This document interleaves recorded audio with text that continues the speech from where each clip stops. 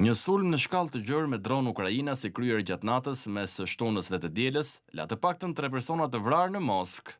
Një grua mbeti e vrarë në një shtëpi në zonën Khimki, në veri të kryeqytetit rus, ku një person tjetër mbeti i bllokuar në rrënoja. Ndërkohë një burrë dhe një grua tjetër mbeten të vrarë në fshatin Pogorelki.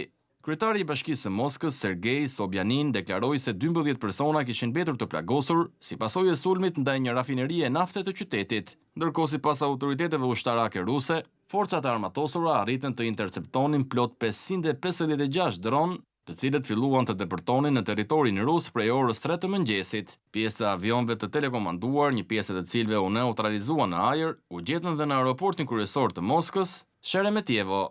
Autoritetet deklaruan se situata në terminalet e aeroportit mbetet e qetë dhe se shërbimet ajrore po vazhdojnë. Nga ana tjetër, në Ukrainë 8 persona mbeten të plagosur në një seri sulmesh të ngjashme, edhe pse jo në të njëjtat përmasa. Më herët gjatë javës, një sulm masiv rus me dron dhe raketa vrau 24 persona në kryeqytetin Kiev. Presidenti Volodymyr Zelenski u zotua se do të merrte hak për këtë agresion.